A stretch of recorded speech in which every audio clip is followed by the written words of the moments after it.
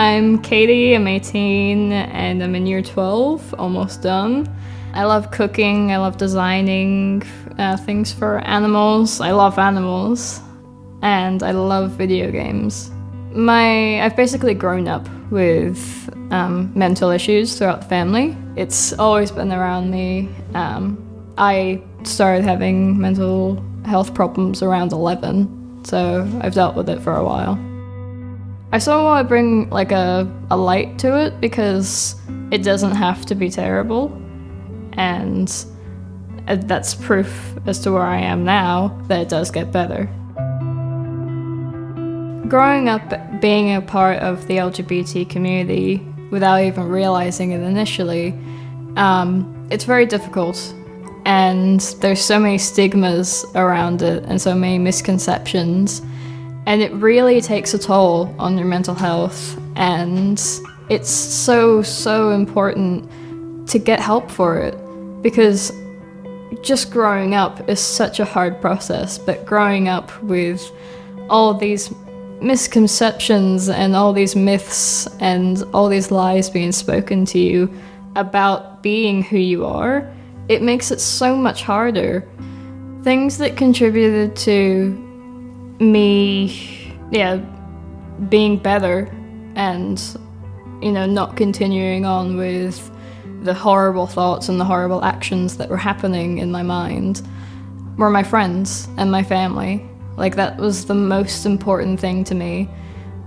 Just having a support circle, because people don't realize how much it affects someone to keep everything in.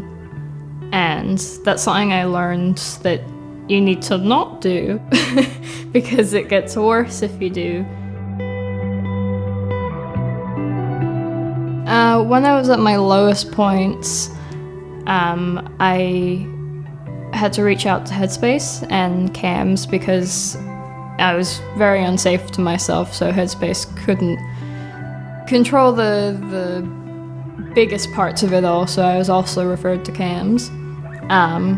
They helped so much.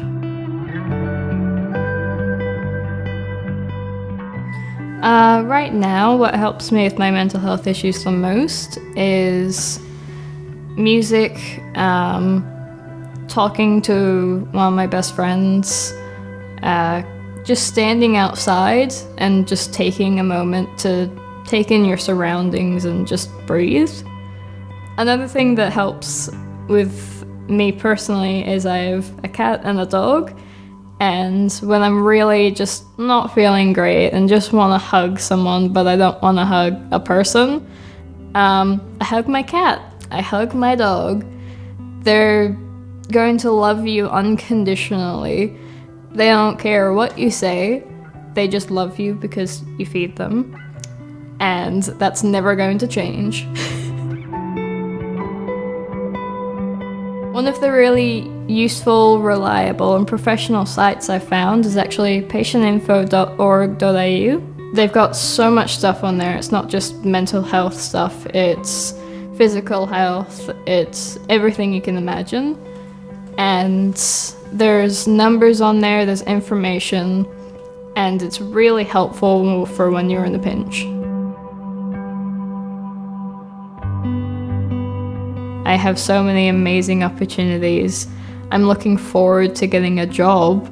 I'm looking forward to finding myself a career, to being with family and friends, and just living my life. And for anyone who's feeling like they don't have a life to live, you do. Even if it doesn't feel like it, there is a light at the end of the tunnel, and it may just be a speck right now, but it will grow bigger and bigger until you're with that light and you're happy and you're loving life. And it may not seem like it, but you will get there. I like to think mental illness as part of me and not that it is me. So it's sort of just accepting it, and it's really helped build my personality and who I am. And even though it got really dark and really hard there at times, I wouldn't want a life without those experiences, because it's definitely shaped who I am.